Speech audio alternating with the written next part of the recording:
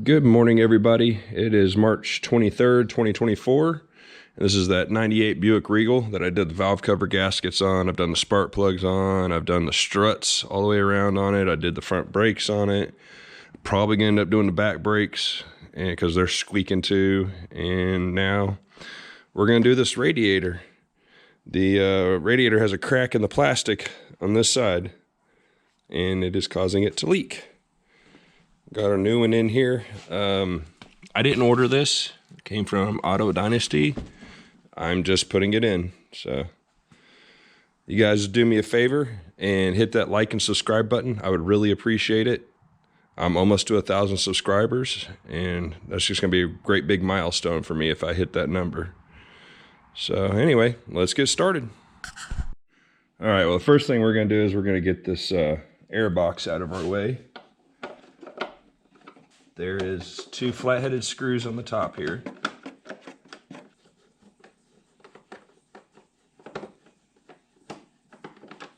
So you loosen these 2 flat-headed screws on the top. Then you gotta loosen the hose clamp right here.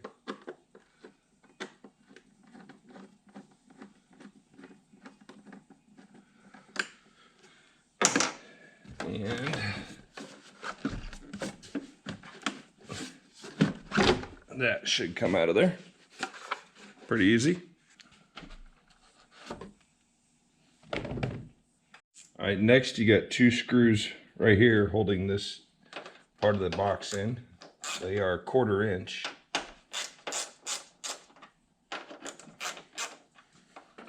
Then that should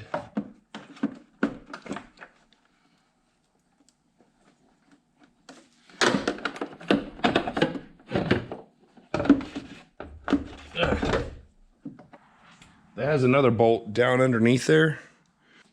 I don't think I'm going to worry about getting that out. We might just, if we can pin that up out of the way somehow. Let's see if I can have this held up by a bungee cord or something. See, there we go. That works. Put a bungee cord on it and hooked it up here to the hood. Sweet. That's enough room for me to get in here. Okay, now you have 1, 2, 3, 4. Then you also have 1, 2, 3, and 4. And that's holding the 2, those are 4 bolts on the inside are holding the 2 fans and the fan shroud on. So you're gonna break those loose, get them off, and we'll take these loose, and this cover should come off of there.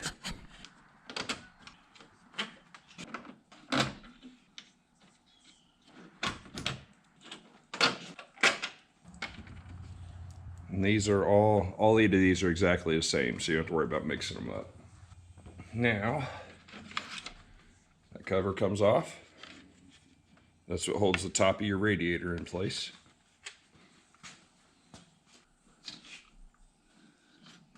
Don't think we have to remove that one or this one. I think we can leave the fans there. We're gonna give it a shot anyway. But I do need to get this radiator drained. Let me show you something here. The drain plug, I think, is on the driver's side. Yeah, the drain plug is down there.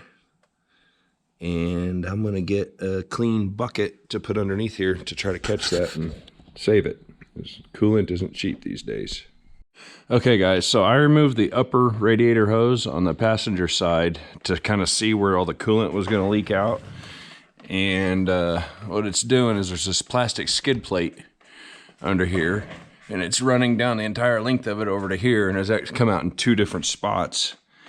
And it's clean. I'd like to save it and reuse it. So we're gonna take this skid plate off of here. Looks like there's 1, 2, 3, 4. That one's missing. 10mm bolts. Or there's another 10 mil. There's a 10 mil. But these ones on the front are 8 mil is what it looks like, if I had to guess. So anyway, we're gonna go ahead and take that off and get it out of the way. And maybe that'll make things a little easier for trying to catch this coolant instead of wasting it all. I take it back. Those are a 10 mil, and these are all 10 mil along the back side of that, and these are 7 mil along the front.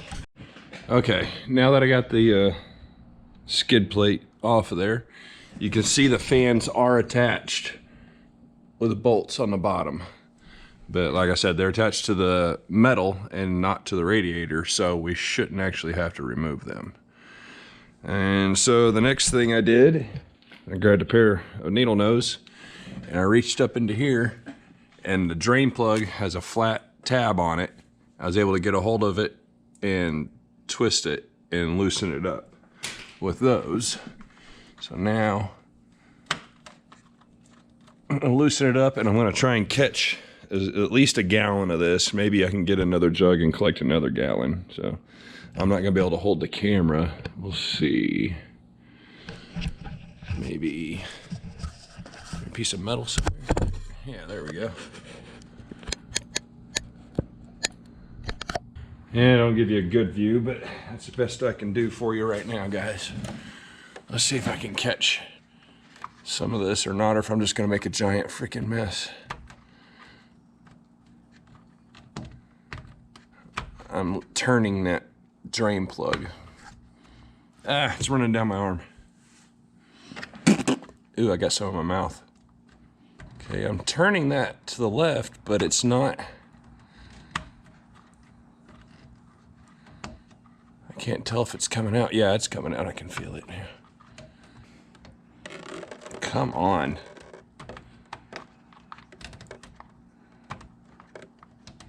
I'm still unscrewing that. I don't know. I've turned it several times, but it's not coming out anymore. I pushed down on it. Getting coolant all over everything. I got my one finger on there pulling down on the drain plug to give it enough room to drain. Okay, I was able to save right at a gallon. The whole point of me doing the bucket like this was because when you drain this, it catches dirt and grease and grime, and what that does is it allows it to settle to the bottom. You can pop the top open and pour the good clean coolant into a usable container. So, all right, let's see. Oh, I didn't show you guys. This is where it was leaking. There's the crack. Okay, now to get the lower radiator hose, if you guys can see it or not, but there's a flat-headed screw. The clamp is actually a screw. God, I can't get a shot for you. And it's a flathead right there, or it looks like it could be a 10 mil, an 8 or a 10 mil could fit on there, and you could loosen that up that way. Once you get that loose, the hose should come off. Pretty easy, yep. More coolant. So now we need to get the transmission lines off here. Now you can break those loose with a regular old wrench, but you run the risk of stripping it out. So if you can, get on Amazon. There's a set of these. Each end is a different size. It's a set of 3. And this is the standard. I got metric and standard. Ends up being these are 5/8. And so you just get in here, get on there. There we go. You probably didn't see that, but that was pretty tight. And you break it loose, and the same thing on the bottom one. Unscrew those. And this overflow is there's a centerpiece that slides into like a C. And you just gotta kind of pry it apart and get them broke loose. There's little ridges on it that grip it. And that's how that clamp works on your overflow tube.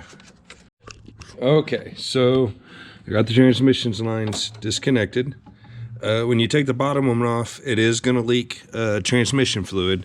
So you'll wanna make sure that your radiator hose is out of the way and it doesn't go up into the radiator hose itself. So both transmission lines are off.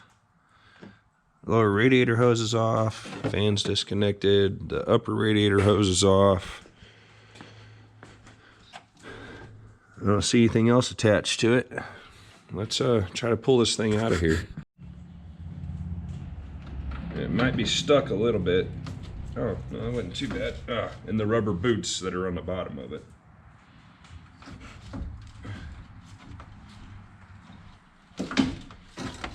There we go. Look at that. Let me take this outside. I'll be right back. I'm going to try to show you guys this drain on here. So here, I unscrewed it, and then what I was doing is I was just pushing down on it with my finger and allowed it to drain, but it's supposed to, see, I just couldn't get a grip on it to pull it out. That's all it was. It was just in a weird spot. So what you do is you're supposed to unscrew that, and the fluid drains out the bottom right here, and it's for you to be able to catch it. But I just wasn't pulling hard enough, I guess. I don't know if you guys want me to show you installing it all back in there again or not, but oh, look at that. Looks like it came with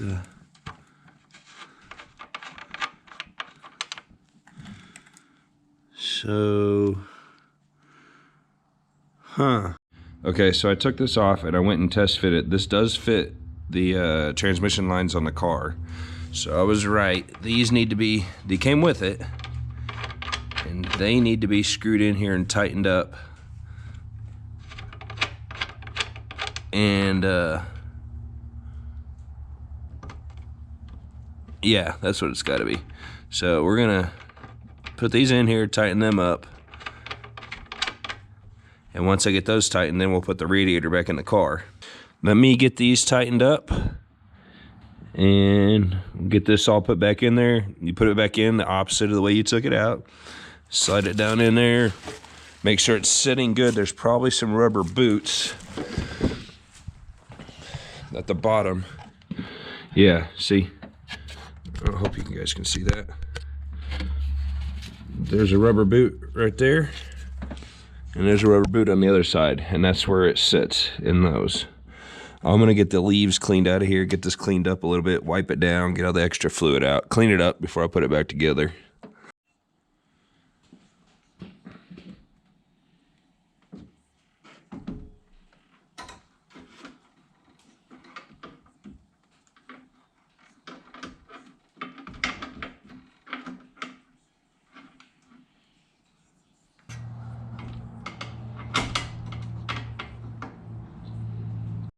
Okay, it's the next day. I had a little bit of a screw up yesterday.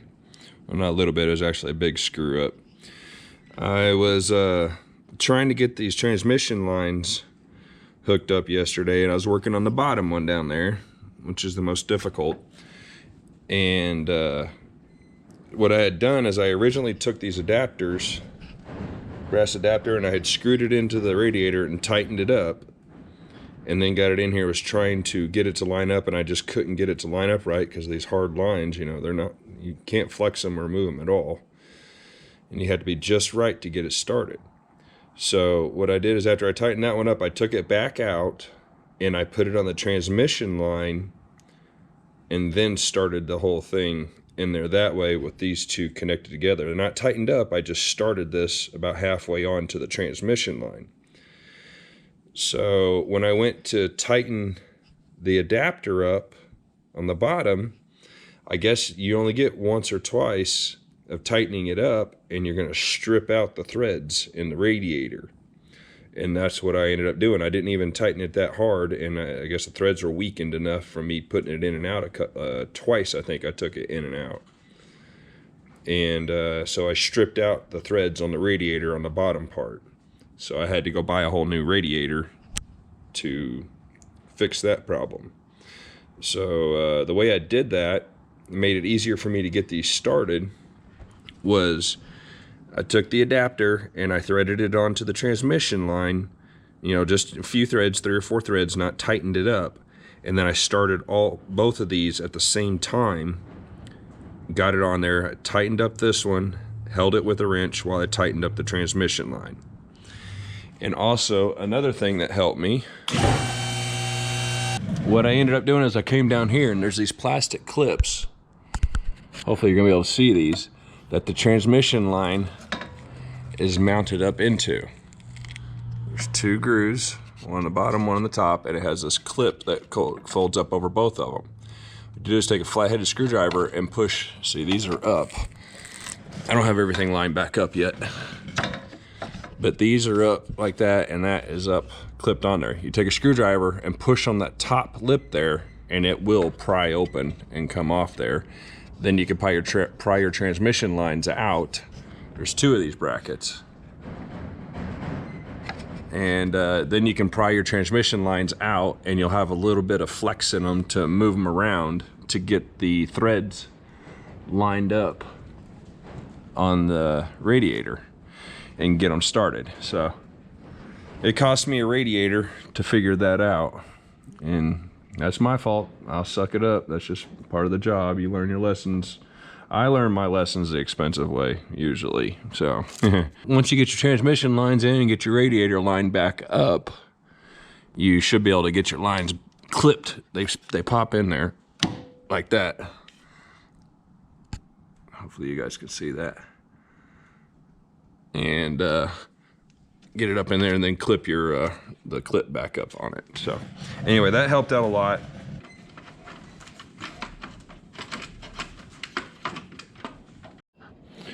All right, there it is. Really, this is probably an hour to hour and a half job if you don't screw up like I did and strip the threads out of your connections. Most difficult part of this whole job was restarting those transmission lines.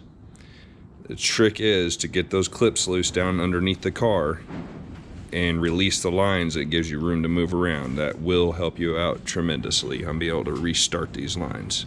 We should be good to go. It's all bolted back in. I just got to add coolant to it, start it up, let it run and warm up, make sure you get all the air out of the lines, make sure it's full. And in a day or 2, you might want to check your coolant level just to make sure, you know, there wasn't some hidden air bubbles in the engine that have worked their way out of it. So yeah, just be sure you use Dex Cool. Probably can't see that. The orange coolant. There you go. That's it. That's all there is to it. Put everything back together, put your airbox back in, fill it up with coolant, and good to go. All right, on to the next thing.